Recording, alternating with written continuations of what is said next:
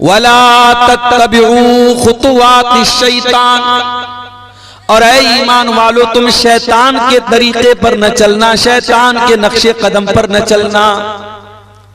इन्नहु लकुम अदुव्वुम मुबीन, शैतान तुम्हारा सबसे बड़ा दुश्मन है, खुला हुआ दुश्मन है। वो छुप करके दुश्मनी नहीं कर रहा है, खुल करके दुश्मनी कर रहा है। भाई एक दुश्मन हमारा वो होता है, दुश्मन है लेकिन हमको मालूम नहीं, उससे बचना थोड़ा मुश्किल होता है। शैतान कोई ऐसा दुश्मन नहीं जो छुपा हुआ है, शैतान पहले दिन से हमारा दुश्मन है। हमारे बाप आदम को इसी ने जन्नत से निकलवाया, हमारी मां हव्वा को इसी ने जन्नत से निकलवाया। हमारे माँ बाप आदम और हव्वा को जिस पेड़ के करीब जाने से अल्लाह ने मना किया था, उस पेड़ को चखने पर इसने मजबूर तो नहीं कह सकते, यानी ऐसा उनको लालच दिलाया, ऐसा बहकाया कि उन्होंने उस पेड़ को खा लिया, उसके फल को खा लिया। जन्नत के अंदर उनके कपड़े बदन से उतर गए, दोनों बरहना हो गए, नंगे हो गए, जन्नत के पत्तों से अपनी शर्मगाहों को ढांपने लगे। शैतान हमारे बाप आदम से लेकर के हमारी माँ हव्वा से लेकर के कयामत तक आने वाले हर इंसान का दुश्मन है, हर उस इंसान का दुश्मन है जो अल्लाह के रास्ते पर चलने वाला है, जो दीन के रास्ते पर चलने वाला है। शैतान का काम ही है हमको बहकाना। शैतान तो वादा करके आया अल्लाह ताला से, शैतान खामोश नहीं बैठा है, शैतान वादा करके आया है। सुम्मा लातियन्नहुम मिन बैनि अयदीहिम व मिन खल्फिहिम व अन अयमानिहिम व अन शमाइलिहिम व ला तजिदु अक्सरहुम शाकिरीन। ऐ अल्लाह मैं तेरे ज्यादातर बंदों को बहकाऊंगा, ऐ अल्लाह आगे से भी बहकाऊंगा, पीछे से भी बहकाऊंगा, दाएं तरफ से भी बहकाऊंगा, बाएं तरफ से भी बहकाऊंगा। ऐ अल्लाह हर तरफ से तेरे बंदों को बहकाऊंगा। व ला तजिदु अक्सरहुम शाकिरीन, और तेरे ज्यादातर बंदे तेरे नाशुक्रे हो जाएंगे। नाशुक्रे हैं कि नहीं?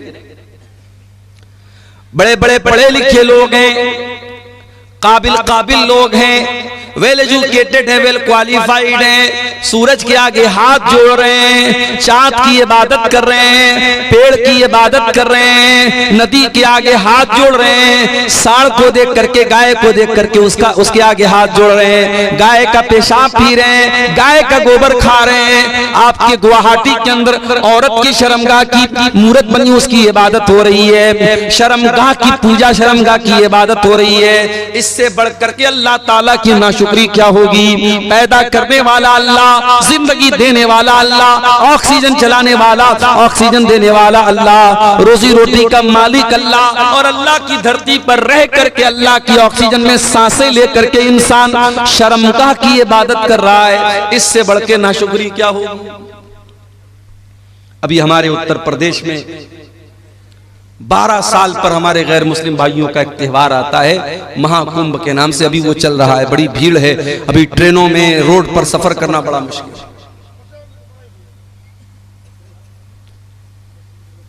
इलाहाबाद के अंदर, प्रयागराज के अंदर सारे देश भर से संत साधु आए हुए हैं, मीडिया वाले खूब कवरेज दे रहे हैं।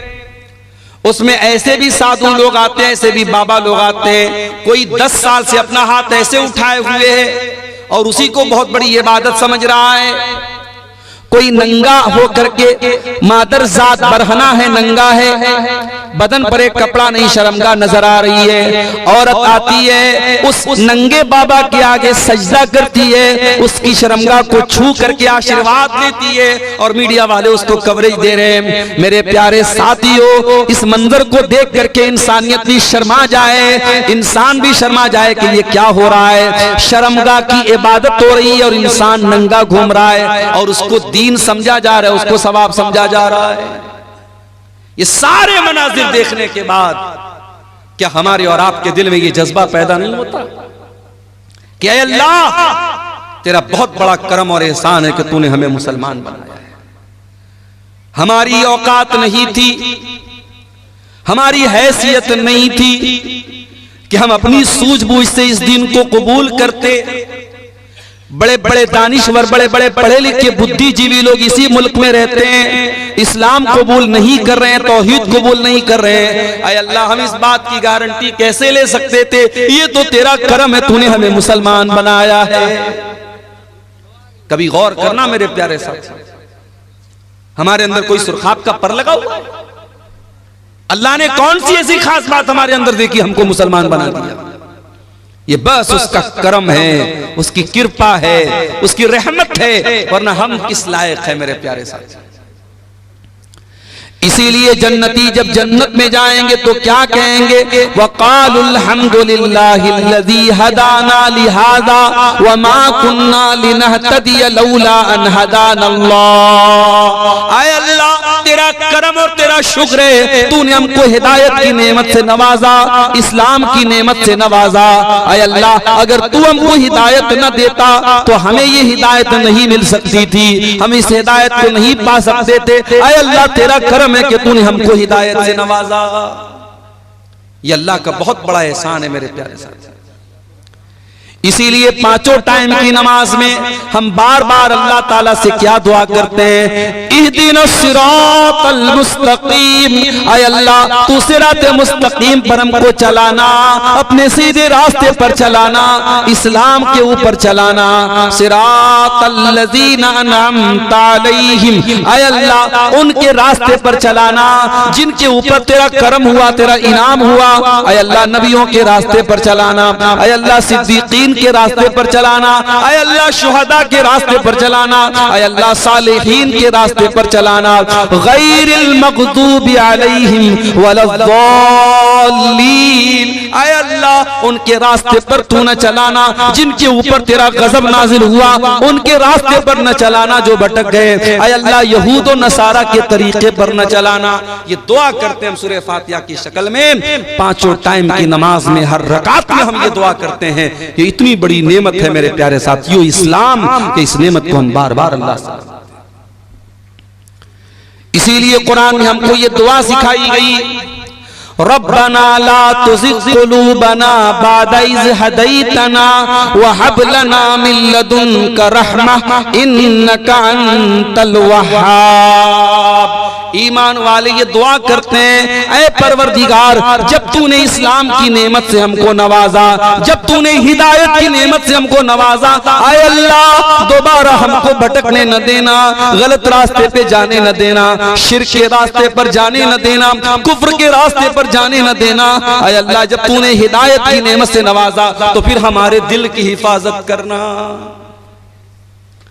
इसी झारखंड की सरजमीन पर, रांची बहुत मशहूर शहर है, झारखंड कैपिटल है आपके स्टेट की, नुसरत जहां नाम की एक लड़की, पांचों टाइम की नमाजी, रोजेदार, उलमा के बयान सुनने वाली, एक दीनी बैकग्राउंड, एक रिलीजियस बैकग्राउंड से ताल्लुक रखने वाली लड़की मुर्तद हो जाती है और नुसरत जहां से निशा सिंह बन जाती है।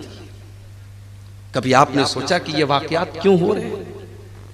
आपके लिए तो एक न्यूज है साहब, अखबार में खबर आ गई, हमने एक न्यूज की तरह, एक समाचार की तरह सुन लिया।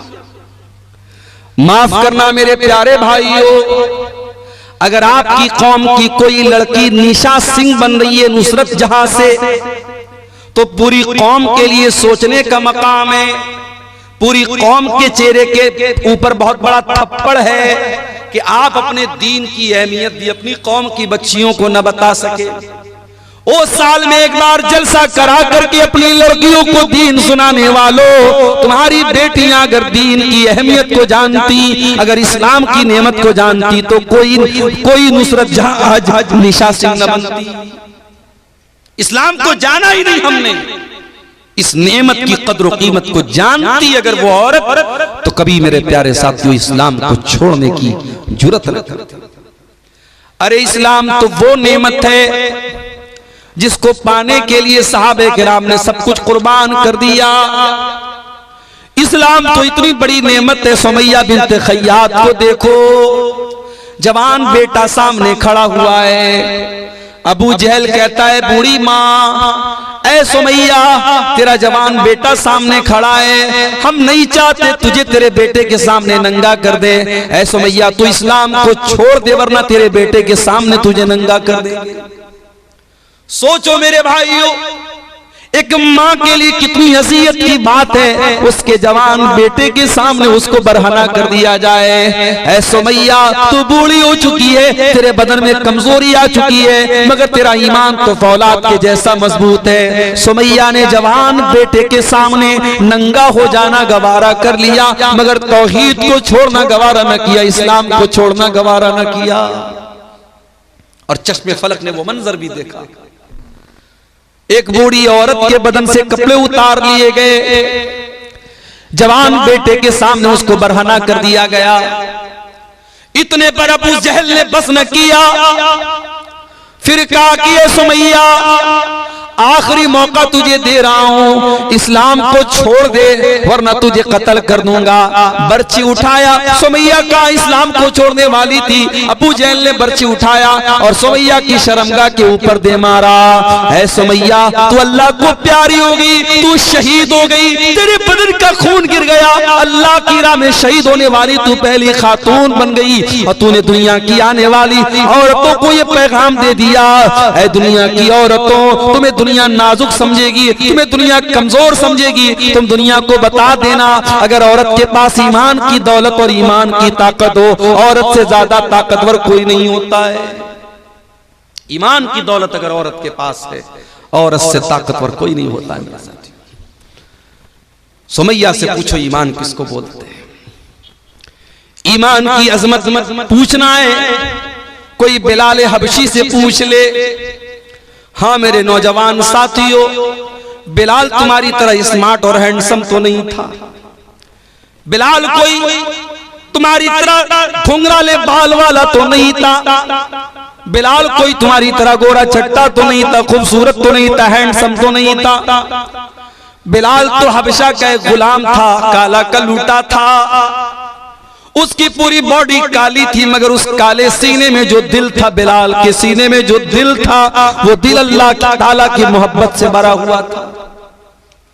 ओ दुनिया वालों, तुमने तो जब भी देखा है लोगों की सूरतों को देखा है, लोगों के चेहरों को देखा है, आओ तुम्हें बिलाल की सीरत भी दिखाते हैं। बिलाल काले हैं, बिलाल का बदन काला है, और बिलाल के काले बदन को उनका मालिक अरब के तपते हुए सहरा पर लिटा देता है। नीचे गरम गरम बालू है, नीचे गरम गरम रेत है, और बिलाल के सीने पर गरम पत्थर भी रख देता है। बिलाल के सीने की चर्बी भी पिघल रही है और बिलाल की पीठ भी पिघल रही है, और बिलाल का मालिक कहता है, उमैया बिन खल्फ कहता है, ऐ बिलाल, तेरे सीने की चर्बी को पिघलाना हमें अच्छा नहीं लगता, तुझे टॉर्चर देना हमें अच्छा नहीं लगता। ऐ बिलाल, हम तुझे टॉर्चर करना बंद कर देंगे, बस एक शर्त है, तू अल्लाह की तौहीद को छोड़ दे और हमारे 360 माबूदों का इकरार कर ले, हमारे साथ तू भी शिर्क का नारा लगा दे और ला इलाहा इल्लल्लाह की आवाज तो निकालना बंद कर दे। बिलाल, हम तुझे तकलीफ देना छोड़ देंगे। बिलाल की जबान से आवाज नहीं निकल रही, बिलाल कुछ कहने की पोजीशन में नहीं है, मगर उस गर्म पत्थर के नीचे और उस तपते हुए सहरा में लेटे हुए बिलाल की जबान से एक लफ्ज सुनाई देता है।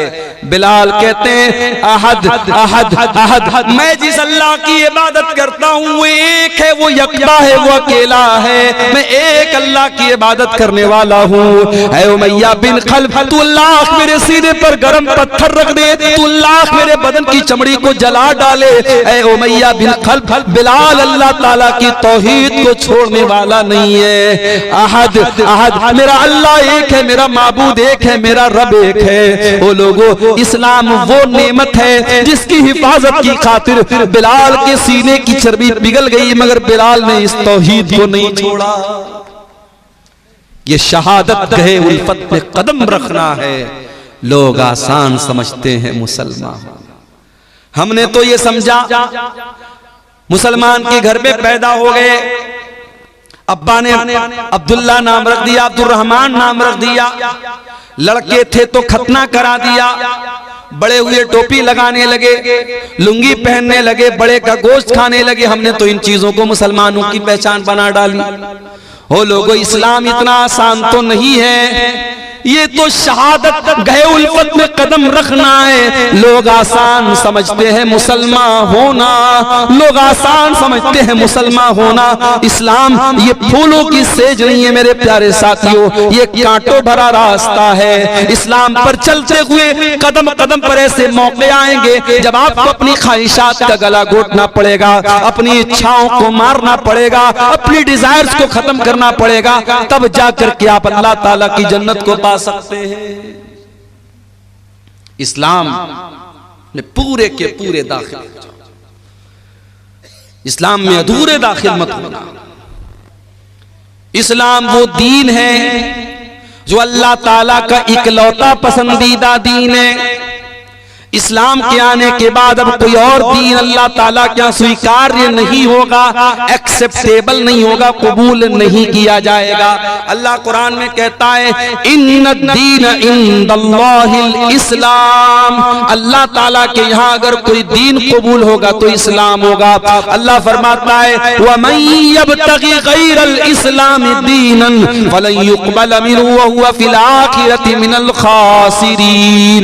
तुम इस्लाम को छोड़ करके कोई और मजहब लेकर के आओगे, तुम जितनी भी नेकी का पहाड़ लेके आ जाओ, अगर इस्लाम के अलावा कोई और मजहब लेकर के आओगे कबूल नहीं किया जाएगा। दुनिया के और मजहब में अल्लाह को खुश करना है, शादी नहीं कर सकते।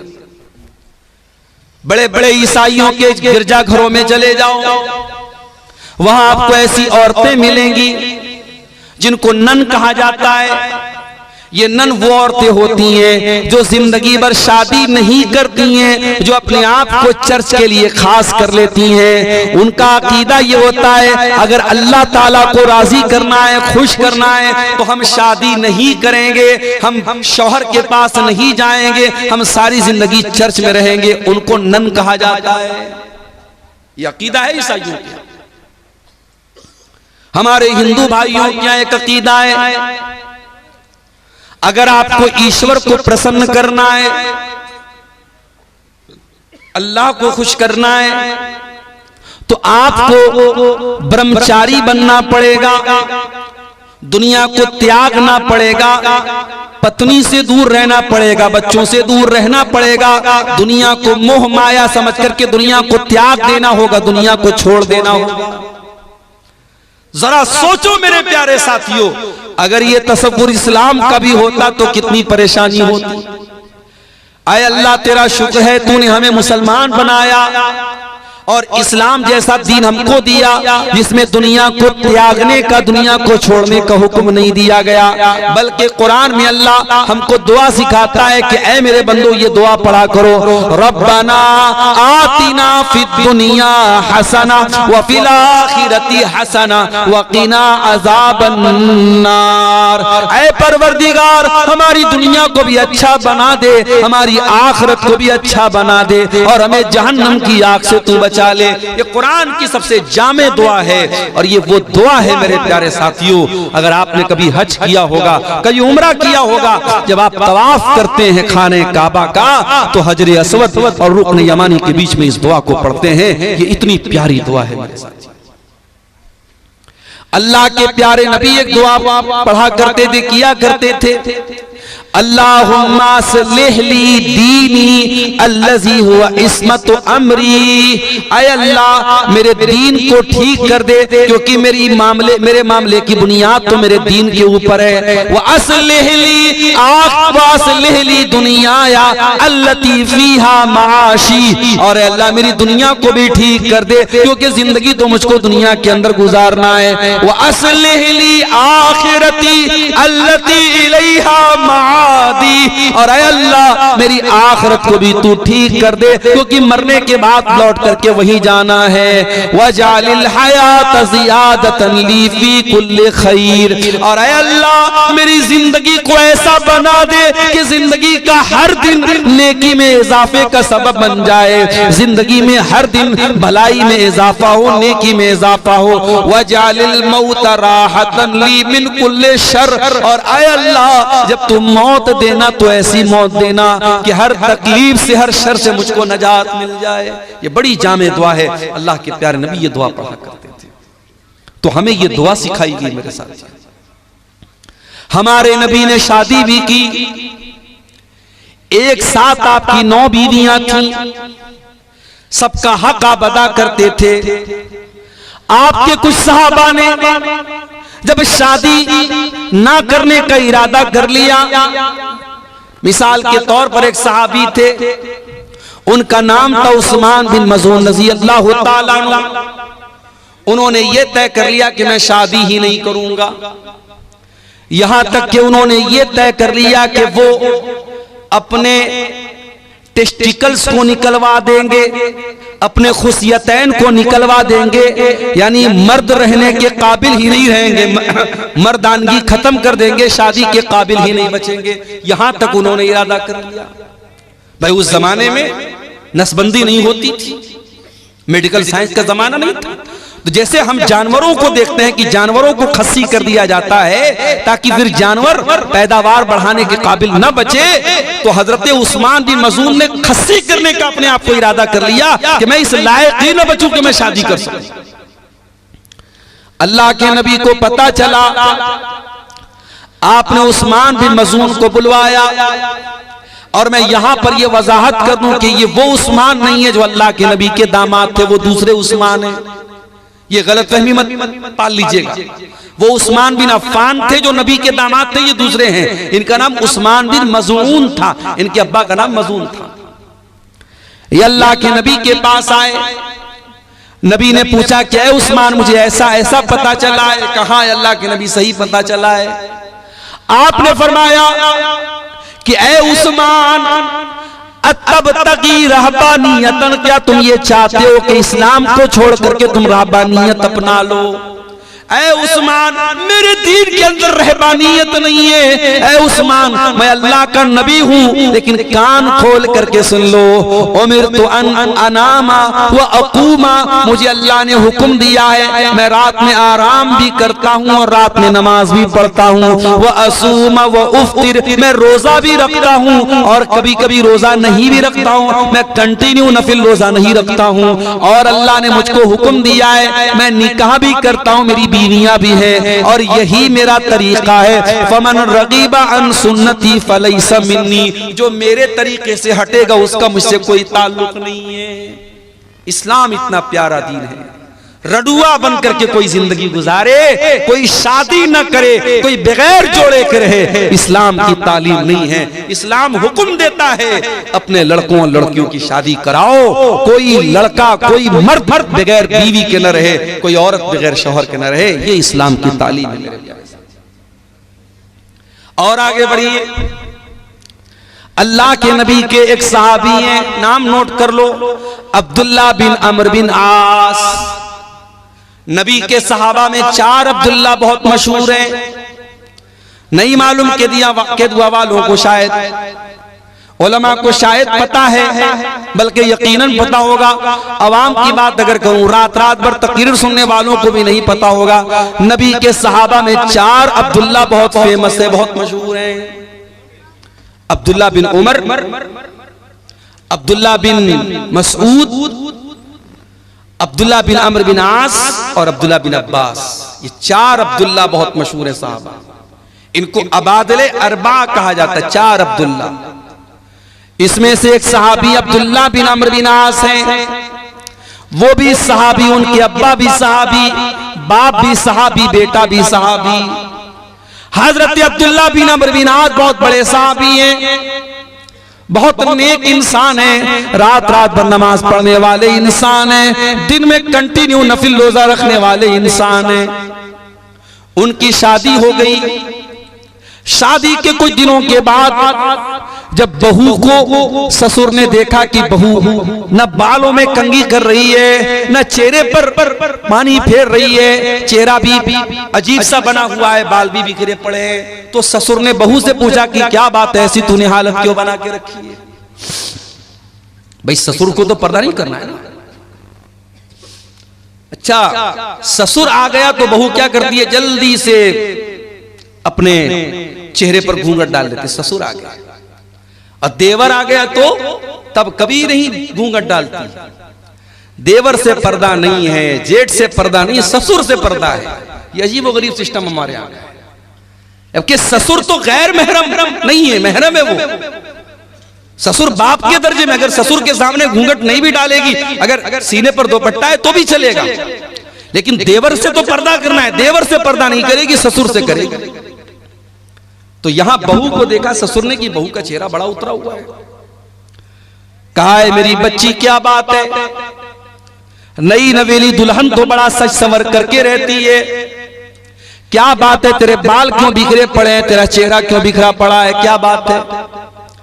कहा है अब्बा जान, आपका बेटा तो रात में नमाज पढ़ता है, दिन में रोजा रखता है, आपके बेटे को बीवी से कोई मतलब ही नहीं है। हजरत अम्र बिन आस समझ गए क्या मसला है, डायरेक्ट बेटे को बोलना मुनासिब नहीं समझा। अल्लाह के रसूल सल्लल्लाहु अलैहि वसल्लम के पास आए, अल्लाह के नबी मेरे बेटे की नई नई शादी हुई है और ये हाल है, बीवी का हक अदा नहीं कर रहा है, बीवी के पास भी नहीं जाता है, रात रात भर नमाज पढ़ता है, दिन में रोजा रख रहा है। आपने बुलाया हजरत अब्दुल्ला को, आए अब्दुल्ला अलम उखबर अन्नका तक़ूमुल लैल व तसूमुन नहार, आए अब्दुल्ला मुझे पता चला है तुम रात रात भर नमाज पढ़ते हो, क्या सही खबर है? हाँ अल्लाह के नबी सही बात है। आए अब्दुल्ला मुझे पता चला है तुम दिन में कंटिन्यू रोजा रखते हो, क्या सही खबर है? हाँ अल्लाह के नबी सही खबर है। आए अब्दुल्ला कल तक अकेले थे, आज शादी हो चुकी है, बीवी तुम्हारे घर आ चुकी है। अरे अब्दुल्ला कान खोल करके सुन लो, देखो मुझे देखो, मैं नमाज भी पढ़ता हूँ और रात में आराम भी करता हूँ, मैं रोजा भी रखता हूँ और कभी कभी रोजा नहीं भी रखता हूँ, मैं कंटिन्यू नफिल रोजा नहीं रखता हूँ और मैंने निकाह भी किया है। अरे अब्दुल्ला इन्ना लिअयनिका अलैका हक्का व इन्ना लिज़ौजिका अलैका हक्का व इन्ना लिरब्बिका अलैका हक्का।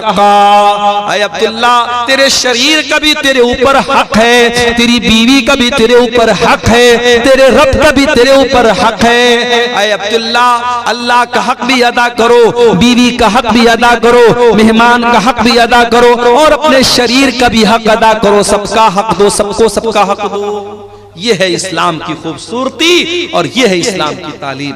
मेरे प्यारे साथियों, वो प्यारा दीन हमें और आपको मिला है, मगर हमने क्या किया, हमने इस इस्लाम को बहुत लिमिटेड बना दिया।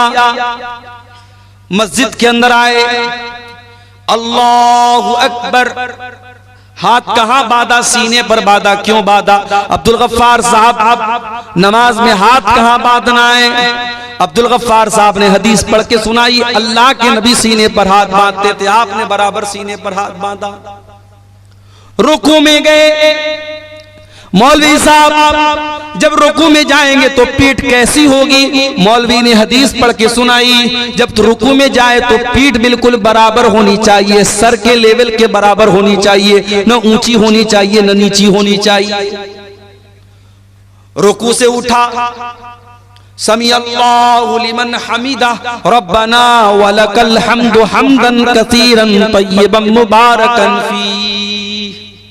सजदे में गया, मौलवी साहब सजदा करते वक्त कौन कौन सी चीजें जमीन पर होनी चाहिए? मौलवी साहब ने हदीस पढ़ के सुनाई, अल्लाह के प्यारे नबी फरमाते हैं, उमिरतु अन अस्जुदा अला सबती आज़ुम, मुझे हुक्म दिया गया है कि सजदे के अंदर 7 हड्डियां जमीन पर होनी चाहिए। दोनों हाथ जमीन पर होना चाहिए, दोनों पैर का घुटना जमीन पर होना चाहिए, दोनों पैर का पंजा, पैर की जो हथेली है वो जमीन पर होनी चाहिए, और इसी तरीके से माथा और नाक, माथा और नाक दोनों एक में है। ये 7 चीजें सजदे में होनी चाहिए।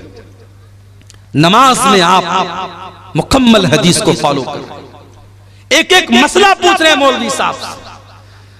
मस्जिद के बाहर निकले, दुकान पर गए, कस्टमर आया, हाजी साहब ये माल, ये कपड़ा, ये सामान कितने का देंगे? हाजी साहब कहते अल्लाह की कसम मुझे 100 का पड़ा है, तू 110 दे दे। वही हाजी साहब जो मस्जिद में नमाज का तरीका मौलवी साहब से हदीस की रोशनी में पूछ रहे थे, जब मार्केट में आए, जब बिजनेस करने आए, जब कारोबार करने आए, तो झूठी कसम खा करके अपने माल की गलत कीमत बता दी। ओ लोगों, तुमने ये क्यों समझ लिया कि इस्लाम तुम्हारे कारोबार पर अप्लाई नहीं होता? इस्लाम कारोबार से बाहर किसी चीज का नाम है। ओ लोगों, इस्लाम एक मुकम्मल ज़ाबिते हयात का नाम है। इस्लाम एक मुकम्मल लाइफ स्टाइल का नाम है। इस्लाम अगर आपको नमाज पढ़ने का तरीका बताता है तो इस्लाम आपको कारोबार करने का तरीका भी बताता है। जब आप बिजनेस करेंगे, कारोबार करें, अल्लाह के नबी ने फरमाया कि वहां झूठ नहीं बोल है, वहां धोखाधड़ी नहीं करना है, वहां किसी हराम माल का बिजनेस नहीं करना है। कारोबार करने का भी आपको तरीका बताया गया। यहां तक कि जब आप पेशाब करने जाते हैं, लेटरिन करने जाते हैं, इस्तिंजा कैसे करना है उसका भी तरीका बताया गया। घोड़े और कुत्ते की तरह खड़े होकर के पेट की जिप खोल करके कहीं पर भी पेशाब कर लेना और शर्मगाह को न धुलना, इस्तिंजा न करना, माफ करना, ये मुसलमान का तरीका नहीं है, ये जानवरों का तरीका है, मुसलमान का तरीका नहीं है। हजरत सलमान फारसी रजी अल्लाह ताला अन्हु के पास एक मर्तबा यहूदी आए और यहूदियों ने आकर के मजाक उड़ाते हुए कहा कि ऐ सलमान फारसी, तुम्हारे नबी ने तो तुम्हें सब कुछ सिखाया है, तो ये भी सिखाया होगा पेशाब कैसे किया जाए, पाखाना कैसे किया जाए। कहा कि हाँ ए यहूदियों, हमारे नबी ने पेशाब और पाखाना करने का तरीका भी हमको बताया है। अमरना अल्लाह नस्तकबिल क़िबलत वला नस्तदबिरहा, हमारे नबी ने हमें हुक्म दिया है जब इस्तिंजा करने बैठे तो किबला की तरफ, पश्चिम की तरफ ना चेहरा करें न पीठ करें। और हमारे नबी ने हमको मना किया कि 3 से कम ढेले के जरिए इस्तिंजा न करें। और हमारे नबी ने मना किया कि हम गोबर या हड्डी से इस्तिंजा न करें। ये 3 हुक्म हमारे नबी ने तो हमें पेशाब और पाखाना करने का दिया है। गोया यहूदी तो मजाक उड़ाने के लिए आए थे, मगर सलमान फारसी ने जवाब दे दिया कि ऐ यहूदियों, तुम सही कह रहे हो, हमारे नबी ने हमारे लिए कोई चीज नहीं छोड़ी, हमारे नबी ने हमें पेशाब और पाखाना करने का तरीका भी हमको बताया। शादी हो गई आपकी, बीवी के पास आपको मिलने जाना है। हो सकता है ये टॉपिक दुनिया के लिए बहुत अजीब व गरीब टॉपिक हो, इस टॉपिक पर बात करना है गुनाह माना जाता हो, लेकिन इस्लाम इस टॉपिक पर भी बात करता है। और बीवी से मिलने के वो तरीके जो नाजायज और हराम हैं, इस्लाम उनसे मना करता है। आज हमारे नौजवानों में गंदी फिल्मों के जरिए, पॉर्न मूवीज के जरिए बहुत सारे गलत तरीके बीवी से मिलने के राइज हो चुके हैं। आज इसकी भी जानकारी करने की जरूरत है कि मियां बीवी के ताल्लुकात के सिलसिले में इस्लाम क्या कहता है।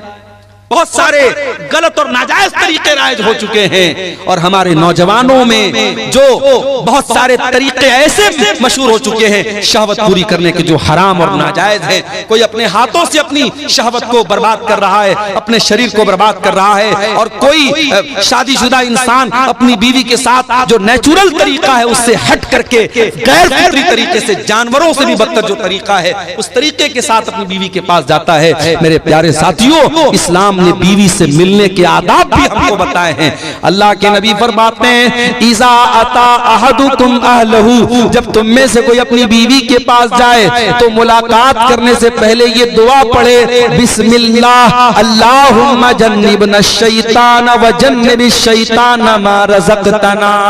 ये दुआ पढ़ने के बाद अपनी बीवी के पास जाए अल्लाह के नाम से, आय अल्लाह तू हमें शैतान से बचा और हमारी पैदा होने वाली औलाद को भी तू शैतान से बचा। अल्लाह के प्यारे नबी फरमाते हैं, अगर कोई ये दुआ पढ़ने के बाद बीवी से मुलाकात करेगा, अगर औलाद पैदा होगी, अगर अल्लाह ने मुकद्दर में औलाद लिखी है तो शैतान उस औलाद को नुकसान नहीं पहुंचाएगा। बड़ी छोटी सी दुआ है, लेकिन आज हमें से बहुत सारे लोग बड़े दीनदार हैं, मगर ये छोटी छोटी बातें हैं। मेरे प्यारे साथियों, इस्लाम तो हमें बीवी से मिलने के आदाब भी हमको बताता है। और आगे बढ़िए, शादी ब्याह उसको हमने बिल्कुल खारिज कर दिया इस्लाम से। चाहे आपके इस इलाके की अंसारी बरादरी हो, चाहे हमारे बनारस के अंसारी समाज के लोग हों, चाहे आपके कटिहार के शेरशाबादी समाज के लोग हों, मुसलमानों में शादी में बहुत सारी फजूल किस्म की रस्म रिवाज आ गई। कहीं जहेज धड़ल्ले से चल रहा है, बाकायदा डिमांड हो रही है। हमारे पहचान के एक साहब हैं, वो बिहार बेतिया एक जगह है, बिहार में बेतिया के रहने वाले, कई बेटियां हैं उनकी, सरकारी टीचर हैं। तो एक मर्तबा उनकी किसी बेटी का रिश्ता लगा, तो मैंने पूछा कि मास्टर साहब आपकी बेटी का जो रिश्ता लगा है लड़का क्या करता है? तो कहा कि लड़का राजगीर का काम करता है, जो मकान वगैरह बनता है मिस्त्री का काम करता है। तो जाहिर है मिस्त्री का काम करता है तो एक लेबर क्लास का ही काम है, कोई बहुत हाई फाई काम तो नहीं है। तो उन्होंने कहा, रोते हुए कहा, बड़े दर्द के साथ कहा कि मौलाना साहब राजगीर का काम करता है वो लड़का, लेकिन 5 लाख रुपए की डिमांड किया है उसने जहेज। क्या कहेंगे आप? जितना क्वालिफाइड दामाद है उसी के हिसाब से डिमांड हो रही है, और जहेज मांगने वाला भी पक्का मुसलमान और जहेज देने वाला भी पक्का मुसलमान। मेरे प्यारे साथियों, नबी के दौर में हजारों शादियां हुई, नबी ने 11-11 शादियां की, नबी ने 4 बेटियों की शादी की, सहाबे किराम ने निकाह किया। न वहां बारात था, न वहां जहेज था, न वहां मंगनी की रस्म थी, न वहां हल्दी की रस्म थी। बड़े सिंपल तरीके से निकाह हो जाता था। हमारे यहाँ आज शादी ब्याह में पूरा का पूरा सिस्टम ही गड़बड़ है। बस एक काम सुन्नत के मुताबिक होता है, बल्कि वो भी सुन्नत के मुताबिक नहीं होता है। निकाह पढ़ाने के लिए हम मौलवी साहब को बुलाते हैं, और मौलवी साहब बेचारे आते हैं और बाकायदा लड़का के पास निकाह कबूल कराने के पहले लड़की के पास जाते हैं और लड़की से कबूल करवाते हैं। हमारे बनारस में भी ये रिवाज है। मैं तो कई बार तकरीरों में बोल चुका हूं कि भाई लड़की के पास काजी साहब मौलवी साहब को जाकर के कबूल करवाने की कोई जरूरत नहीं है। इस्लाम में लड़की को कबूल नहीं करना है, कबूल करने का काम लड़के को करना है। अभी कल की बात मैं आपको बताऊं, बनारस में एक निकाह पढ़ाना था। हमारे एक दोस्त की बहन की भाई की शादी थी, निकाह पढ़ाने में गया तो अब वो सिस्टम तो वही था, लड़की के यहाँ भी जाना था, पर्दा लगा हुआ था, उधर लड़की बैठी है। अब फला बिनते फला आपका निकाह फला के साथ हो रहा है, क्या आपको कबूल है? लड़की अंदर से रो रही है, बेचारी तड़प रही है। उसकी माँ समझा रही है, चची लोग समझा रही, बेटा बोल दे बोल दे बोल दे। बड़ी देर के बाद लड़की बोलती हाँ कबूल है। अच्छा भाई, निकाह नामा में लेकर के गया था मैंने, उसमें बता दिया भाई लड़की की यहाँ साइन करा लो, सिग्नेचर करा लो।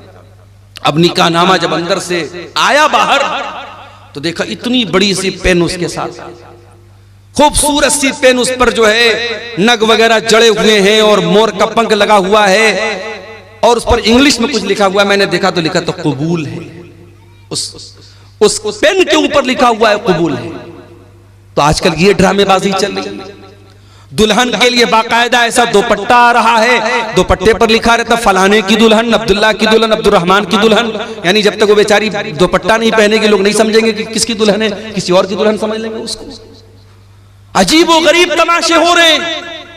नकाब पहन करके लड़कियां आजकल चलती हैं, नकाब के ऊपर एक पट्टी बनी है, पट्टी पर क्या लिखा? इस्लाम की शहजादी। अरे कैसी तू शहजादी है रे, कैसी शहजादी है तू नकाब की को बदनाम कर रही है। अगर वाकई में तो इस्लाम की शहजादी है तो अपने इस नकाब को सिंपल कर ले। आज देहातों में बहुत सारी जगहों पर देखते हैं नकाब के ऊपर लाइट लगी है, खूबसूरत सी लाइट लगी चमक रही। अरे भाई नकाब के ऊपर लाइट का क्या काम है? तो ये सब ढकोसलेबाजी हम कर रहे हैं मेरे प्यारे साथियों। माफ करना, इस्लाम इन ढकोसलेबाजियों का नाम नहीं है। इस्लाम बड़ा सिंपल दीन है। दूसरे के तरीके पर और दूसरों के नक्शे कदम पर चलने की कोशिश मत करो मेरे प्यारे साथियों। अल्लाह के नबी ने फरमाया लतत्तबिउन्ना सुनन मन कान क़ब्लकुम शिब्रम बिशिब्रिन व ज़िराम बिज़िरा। ऐ मेरी उम्मत के लोगों, तुम अपने से पहले के लोगों के तरीके पर चलो, चलोगे, अगर वो एक बालिस्त चले तो तुम भी एक बालिस्त चलोगे, अगर वो एक हाथ चले हैं तो तुम भी एक हाथ चलोगे। हत्ता लौ सलकू जोरज़ब बिन लसलक्तुमू, अगर तुमसे पहले के लोग किसी जानवर के बिल में चले जाएंगे तो तुम भी बिल में चले जाओगे। अंधी तकलीद दूसरों की करने की वजह से आज हमारी कौम मेरे प्यारे साथियों बर्बाद हो। और आगे बढ़िए, इस्लाम में पूरे के पूरे दाखिल हो जाओ। हाजी साहब मस्जिद में गए, मौलवी साहब से नमाज का तरीका तो पूछ लिया, मस्जिद के बाहर आए, अपने सगे भाई की जमीन को हत्या करके बैठ गए, अपने पड़ोसी की जमीन पर नाजायज कब्जा करके बैठ गए। ओ हाजी साहब, ये जमीन आपके साथ तो नहीं जाएगी दुनिया से। ओ मेरे भाई, जिस दिन तुम मर जाओगे ये सारी जमीन तो दूसरों की हो जाएगी, ये सारा माल तो दूसरों का हो जाएगा, सब ठाट पड़ा रह जाएगा जब लाद चलेगा बंजारा। कब्र की 2 गज जमीन के अंदर सबको जाना है, सब छोड़ के जाना है। ये जमीनें यही रह जाएंगी, ये जायदादें यही रह जाएंगी, ये खेत खलियान यही रह जाएगा, ये तिजोरियां यही रह जाएंगी, ये बैंक बैलेंस दूसरों के नाम हो जाएगा।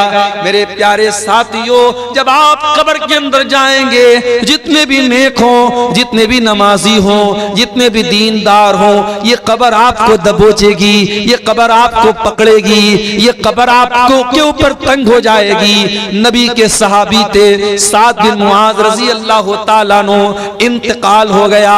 नबी के इतने बड़े सहाबी इंतकाल हो गया कि अल्लाह के नबी ने उनके इंतकाल के मौके पर फरमाया, इhtazal मौत li साद इब्न मुआज। आज साद इब्न मुआज का इंतकाल हुआ है, आज इनके इंतकाल पर अल्लाह का अर्श भी हिलने लगा है। इनके जनाजे में 70,000 फरिश्ते जमीन पर उतरे थे।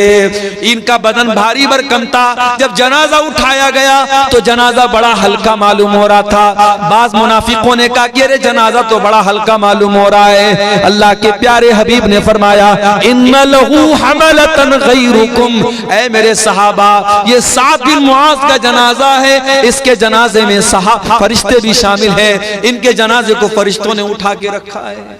इतने बड़े सहाबी थे साद बिन मुआज रजी अल्लाह तआला। साद बिन मुआज को कब्र में उतारा जाने लगा। सहाबे किराम भी साइड में खड़े हैं, अल्लाह के प्यारे नबी भी कब्र के पास खड़े हैं। जब जनाजे को कब्र में उतारा जाने लगा, अचानक अल्लाह के नबी के चेहरे की रंगत बदल गई। अल्लाह के नबी के चेहरे पर डर तारी हो गया, आपके चेहरे पर खौफ तारी हो गया और आपने 3 मरतबा फरमाया, सुबहान अल्लाह, सुबहान अल्लाह, सुबहान अल्लाह, अल्लाहु अकबर, अल्लाहु अकबर, अल्लाहु अकबर। आपने 3 मरतबा तकबीर पढ़ी, 3 मरतबा तस्बीह पढ़ी। सहाबा ने भी तस्बीह पढ़ी, सहाबा ने भी तकबीर पढ़ी। सहाबा ने कहा, अल्लाह के नबी क्या बात है, आप क्यों घबराए से लग रहे हैं, क्यों आप 3 मरतबा तस्बीह पढ़ रहे हैं, क्यों आप 3 मरतबा तकबीर पढ़ रहे हैं। आपने फरमाया, ऐ मेरे सहाबा, तज़ायक़ाला साहिबिकुम अल कब्र, तुम्हारे इस साथी की कब्र इनके ऊपर तंग हो गई। इनकी कब्र ने इनको दबोचा था, इनकी कब्र ने इनको पकड़ा था और जितनी देर इनकी कब्र ने इनको पकड़ा था, ऐ मेरे सहाबा, मैं भी डर गया और मैंने अल्लाह की तस्बीह पढ़ी, अल्लाह की तकबीर पढ़ी। ऐ मेरे सहाबा, इन्ना लिल कब्रि ज़ग़ततन लौ नजा मिन्हु अहदुन लनजा साद इब्न मुआज, अगर कब्र के दबोचने से कोई बच जाता तो साद बिन मुआज बच जाते। ओ लोगो, जब नबी का सहाबी नहीं बचा, हमारी और आपकी क्या हैसियत है। ओ नमाजियों, ओ तहज्जुद पढ़ने वालों, ओ रोजा रखने वालों, ओ कुरान पढ़ने वालों, ये कब्र तो तुमको भी पकड़ेगी, ये कब्र तो तुमको भी दबोचेगी।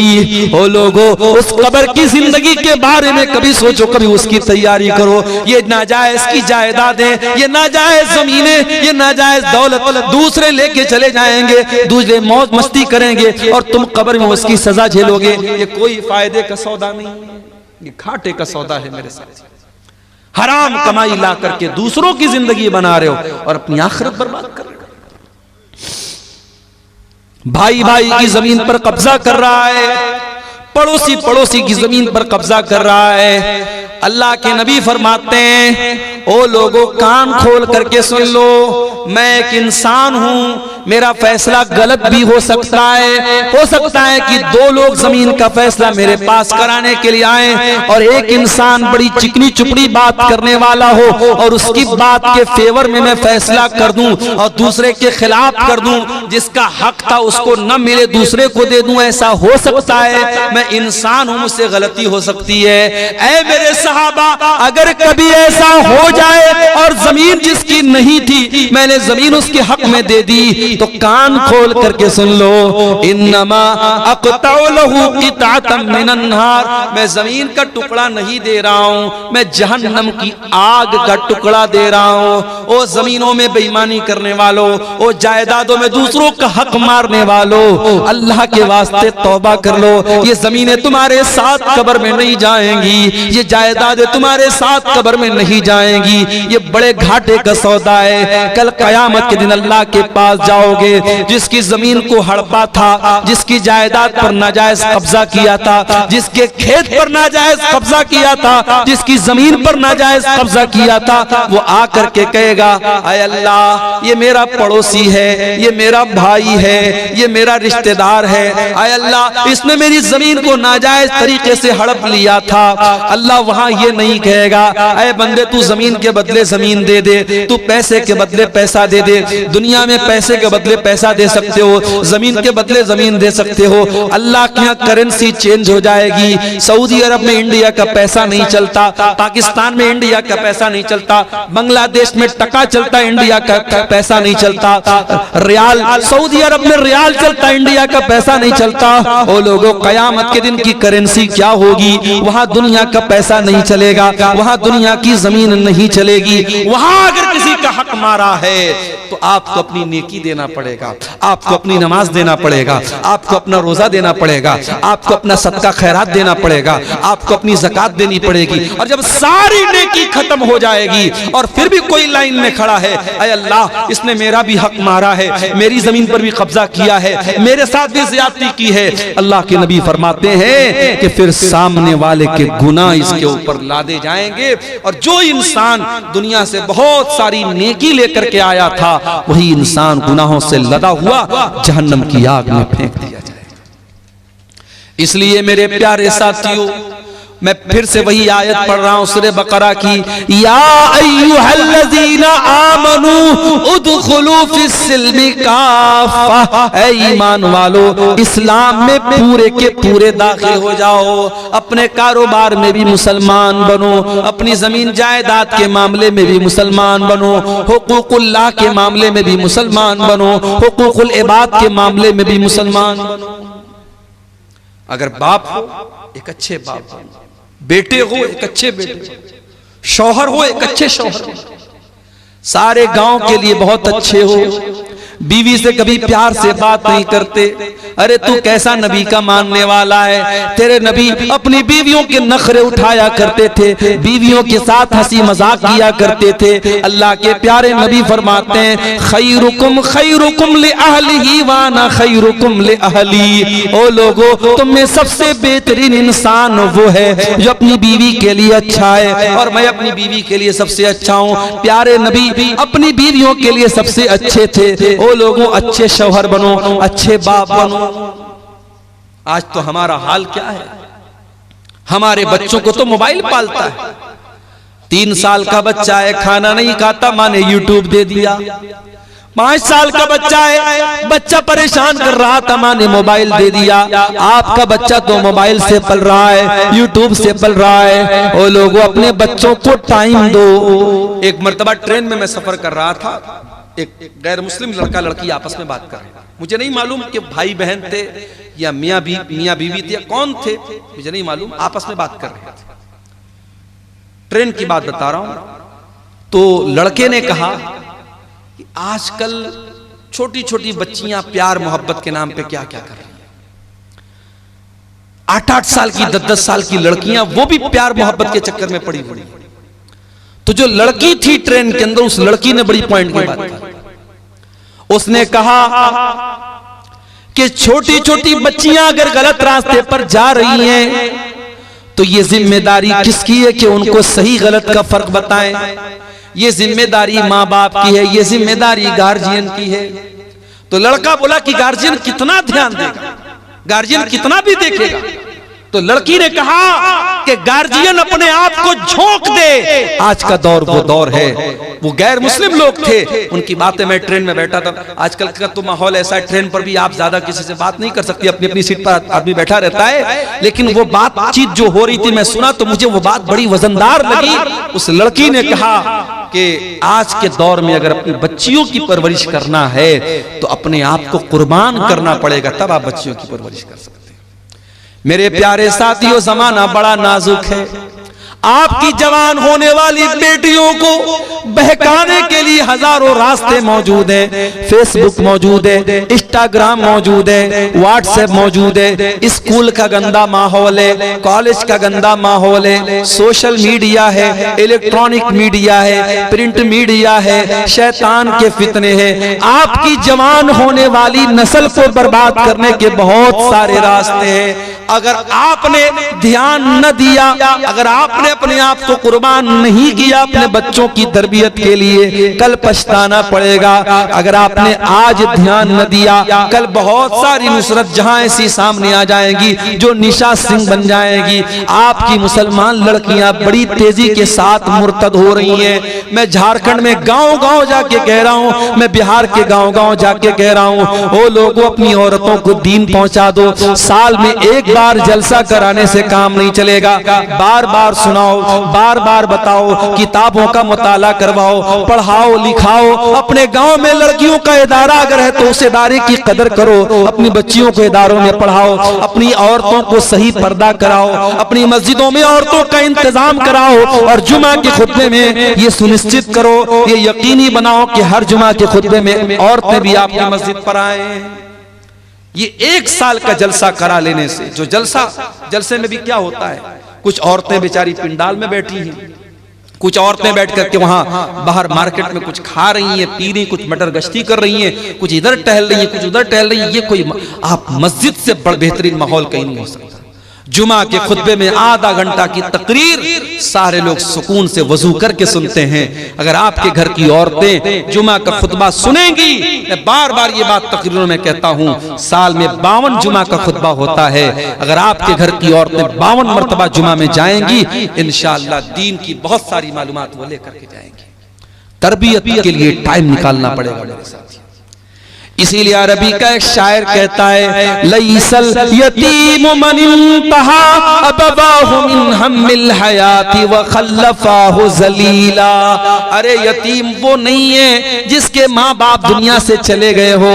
इन्नल यतीम हुवल्लज़ी तल्का लहू उम्मन तखल्लत औ अबम मशगूला। अरे यतीम तो वो बच्चा है जिसकी माँ के पास समय नहीं है, जिसके बाप के पास टाइम नहीं है, जो अपने बच्चों की तरबियत के लिए वक्त नहीं निकालता है। इसलिए मेरे अजीजों, अपने बच्चों की तरबियत के लिए वक्त निकालो। इस्लाम में पूरे के पूरे दाखिल हो जाओ। एक अच्छे बाप बनो, एक अच्छे शौहर बनो, एक अच्छे मुरब्बी बनो, ताकि आपकी आने वाली नस्लें दीनदार बने। ये समाज के फितरों से अगर अपनी आने वाली नस्लों को बचाना है, मेरे अजीजों, अपने आप को नेक और दीनदार बनाओ। जब तक हम खुद दीनदार नहीं बनेंगे, अपने बच्चों को दीनदार नहीं बना सकते। बीड़ी पीने वाला बाप अपने बच्चों को बीड़ी से नहीं मना कर सकता। गाली बकने वाला बाप अपने बच्चों को गाली देने से नहीं रोक सकता। बेपर्दा रहने वाली माँ अपनी बेटियों को पर्दा करने की तालीम नहीं दे सकती। अगर अपनी औलाद को सुधारना है तो पहले माँ बाप को खुद सुधरना पड़ेगा, माँ बाप को अपनी इस्लाह करनी पड़ेगी। मेरे अजीजों, आइए हम अल्लाह से दुआ करें, रब्बुल आलमीन हमें कहने सुनने से ज्यादा अमल करने की तौफीक अता फरमाए। रब्बुल आलमीन जिस इदारे की तरफ से आज का ये प्रोग्राम हुआ है, और जैसा कि मुझे नासिर भाई वगैरह ने बताया कि बहुत कदीम इदारा है और बहुत अच्छे तरीके से ये इदारा चल रहा था, बीच में कुछ ऐसे हालात आए हैं, इदारे को आपकी तवज्जो और आपके जो है इस पर तवज्जो देने की जरूरत है। हम अल्लाह से दुआ करते हैं अल्लाह ताला इस इदारे को मजीद तरक्की अता फरमाए। रब्बुल आलमीन हमें अपने बच्चों को सही इस्लामी तरबियत और तालीम देने की तौफीक अता फरमाए। अल्लाह जब तक दुनिया में जिंदा रखे, इस्लाम पर जिंदा रखे और हम सब का खातिमा ईमान पर हो। आमीन व आखिर दावाना अनिल हम्दुलिल्लाहि रब्बिल आलमीन। वस्सलामु अलैकुम व रहमतुल्लाहि व बरकातुहू।